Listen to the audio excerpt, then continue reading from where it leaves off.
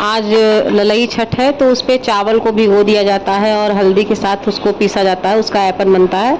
तो हम क्या करते हैं कि उस चावल और हल्दी का जो ऐपन होता है उससे पहले जहाँ छठी माता का वो जो पेड़ होता है, कुश और महुआ के पत्ते का ढाक पात होता है, वो सब जो रखना होता है ना किसी चीज़ में लगा करके पानी भर के, तो उसको पहले यहाँ पर रखा जाता है। तो हम क्या करते हैं कि चावल और हल्दी का जो लेप है उससे थोड़ा सा यहाँ पर डाल करके लीप देते हैं, शुद्ध हो जाता है। क्योंकि पत्थर पे तो गोबर तो काम करेगा नहीं, तो इसी से शुद्ध कर देते हैं। अब इसी के बाद जो है फिर वही छठी माता का जो टब में लगाए हैं उसी को रखेंगे।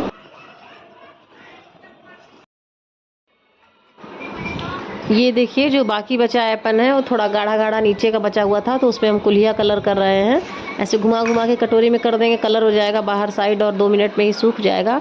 उसके बाद इसको हम भरेंगे, एक में भैंस का दही, महुआ और तिन्नी का चावल, और किसी किसी में महुआ और भैंस का दही खाली। अगर आप पास 7 तरह का अनाज है तो वो आप भर सकते हैं।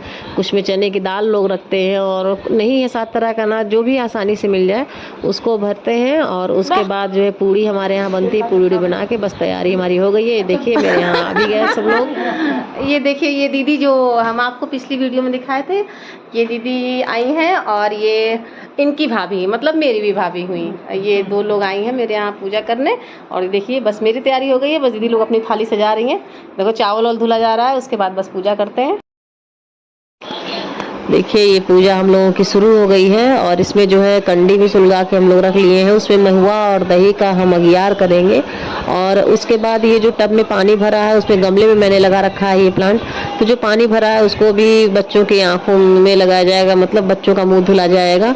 ये सब होने के बाद उसमें बच्चों के खिलौने डाले जाते हैं, उसी पानी में पेन डाला जाता है, सब आप कर देना चाहिए। उसके बाद काजल पारा जाता है, वो काजल बच्चों की आंख में लगाया जाता है। मैंने भी रख दिया है अपना, वो हम तो चिम्मच में बना रहे हैं तो उसको रख दे रहे हैं, उतना ही बहुत है। बस हम अपने दोनों बच्चों को लगा देंगे। और उसके बाद हमारे यहाँ ऐपन से लड़के की पीठ में छाप लगाया जाता है आशीर्वाद स्वरूप। तो ये पूजा पाठ का कार्यक्रम है। इसके बाद अब हम आपको कहानी बताते हैं। तो कहानी ऐसी है कि एक ग्वालन होती है जो गर्भवती होती है, और उसे उसके यहाँ मतलब दूध दही वगैरह भी वो गांव में बेचती थी। उस दिन भी उसको दर्द हो रहा था, लेकिन उसके बाद भी वो बेचने गई, क्योंकि उसे था कि हम नहीं जाएंगे तो मेरा सब बेकार हो जाएगा, नुकसान हो जाएगा। वो बेचने जा रही थी। तो उस दिन छठ थी, तो उस दिन छठ वाले दिन जो है वो भैंस के ही दूध दही और घी का प्रयोग होता है। लेकिन वो कही कही कि हम जो है इसको झूठ बोल करके बेच देंगे, उसमें गाय का दूध भी मिक्स था। तो वो जब गई तो उसको अचानक से एक जगह दर्द हो रहा था, तो झाड़ी में बैठ गई, तो वहाँ पर उसे एक सुंदर पुत्र हुआ। तो वो ग्वालन जो है वो अपना गोरस बेचने के चक्कर में उस बच्चे को वहीं झाड़ी में, महुए के पत्ता वगैरह वहीं था, उससे ढांक ढूंढ के अपना चली गई सब दही और दूध बेचने के लिए। और जहाँ पर वो छोड़ी थी, जिस किसान का खेत था वो आया था हल जलाने के लिए। जैसे ही हल वो चलाया, बस से अपना खेत जोत रहा था, जब झाड़ी के पास पहुंचा तो उसे दिखा तो है नहीं, महुए के पत्ते से ढका था। तो उसके हल का जो आगे नुकीला वाला भाग होता है वो बच्चे के पेट में लग गया और बच्चा वहीं मर गया। उधर वो सब जब अपना बेच बाज के आई, जब ग्वालिन तो देखी तो उसका बच्चा मरा पड़ा है यहाँ, तो बहुत बिलख बिलख कर रो रही थी। तो उधर से छठी माता जो है बुढ़िया का रूप रख के जा रही थी। वो कहीं बिटिया क्या बात है, क्यों रो रही हो? तो कही अरे माई क्या बताएं, हम यहाँ पर अपने पुत्र को जन्म दिए थे और उसे छोड़कर चले गए थे दूध दही बेचने, लौट के आए देखे तो मेरा बेटा मरा पड़ा है। तो छठी माता जो थी, जो बुढ़िया का रूप रखी थी, वो उससे कहीं कि तुम गोरस बेची हो तो क्या कुछ झूठ बोली हो क्या? तो बोली कि गांव गए थे तो वहाँ अपना दूध और दही बेचने के लिए हम गाय का मिला हुआ दूध दही ले गए थे, लेकिन हम सबको झूठ बोल के कि भैंस का दूध दही है और हम बेच आए। तो छठी माता कहीं कहीं कि इसीलिए तुम्हारे साथ ऐसा हुआ है। अब तुम इस लड़के को जो है बेर का कांटे से ऐसे पेट सिल दो, और तुम फिर से जाओ उन लोगों को जिनसे झूठ बोली हो, जाके उनसे सच्चाई बताओ। छठी माता सब आशीर्वाद सही कर देंगी। सब जो उनके आशीर्वाद से तुम्हें ये पुत्र हुआ है, सब तुम्हारा सही हो जाएगा, तुम्हारा पुत्र जीवित हो जाएगा। वो ग्वालिन दौड़ के गई और अपने पुत्र का पेट सिल करके गई, और वहाँ गई गांव में सारी औरतों से कही कि सबसे माफ़ी मांगी, और कही कि ये जो दूध दही मैंने आपको दिया है ये इसको मत प्रयोग करें, इसमें गाय का मिला हुआ दूध दही। ये सारी महिलाएं उसकी परिस्थिति देखते हुए उसको क्षमा कर दी और उसे आशीर्वाद दें कि छठी माता तुम्हारे पुत्र को अच्छा करें और जीवित करें। जब वो लौट के आई, देखी तो उसका बच्चा जो है खेत में खिलखिलाता हुआ हंसता खेलता पड़ा था। तो छठी माता जैसे उसके आशीर्वाद को पूरा की, उसके बच्चे को लौटाई, वैसे सबके मनोकामना पूर्ण करे, सबको आशीर्वाद दे। जय छठी माता की।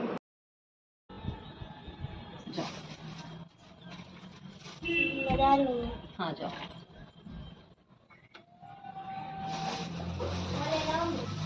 हम्म।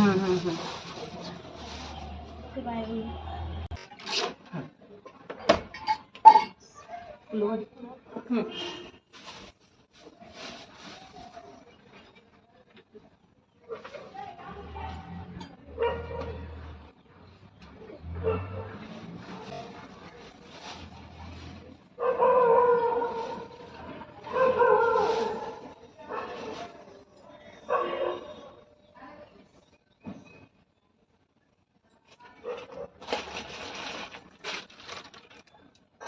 हमको इसकी एक कहानी आती है, आप सुनते हो?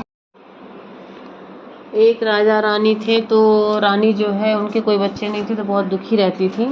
तो वो जो है हमेशा परेशान रहे, और छठी का दिन जब आवे, जब सारी गांव की औरतें पूजा करती थी, तो वो सोचती थी कि मेरे कोई संतान नहीं आज हम भी रहते। तो बस वो कमरे में बैठे बैठे अपने महल के रोते रहती थी। तो उनके एक भैंस थी जो उनको सब देख रही थी, और जाती थी उनको देखती थी, फिर गांव में जाती थी, सारी औरतों को पूजा करते देखती थी। तो उसे कुछ समझ में नहीं आ रहा था, लेकिन फिर जहाँ महिलाएं पूजा कर रही थी वहाँ पर खड़ी थी सारी औरतें, महुआ के पत्ते पर महुआ, तिन्नी का चावल और दही लगा के जो चढ़ाई थी, सब पूजा करके सारी औरतें चली गईं। तो वो भैंस जो है अपने सींग में उस महुआ के पत्ते को, डाल को फंसा करके ले गई, रानी के पास रख दी। रानी पहले नहीं समझ पाई, उसको हटा रही थी, फिर देखी कि महुआ के पत्ते पर प्रसाद लगा है, तो वो उसको एक दाना खा ली। और खाने के बाद उन्होंने कुछ दिनों बाद एक अच्छी खबर सुनी कि राजा ने सुनी कि रानी जो है गर्भवती, उसने अत्यंत सुंदर पुत्र को जन्म दिया। तो इस तरह से पूरे राज्य में हर्षोल्लास मनाया गया और रानी की मनोकामना पूर्ण हुई। तो हे छठी मैया, जो व्रत रहे उसकी भी और जो कहानी सुने उसकी भी सब मनोकामनाएं पूर्ण हो। जय छठी मैया की।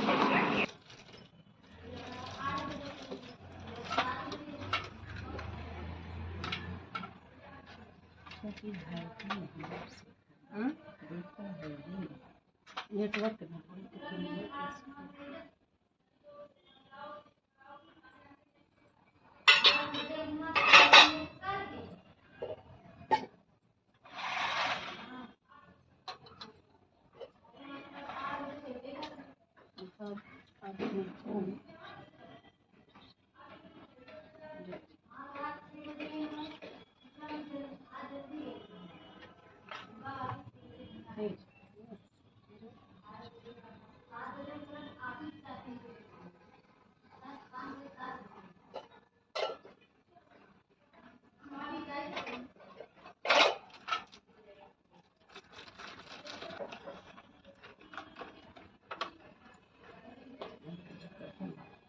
पूजा कैले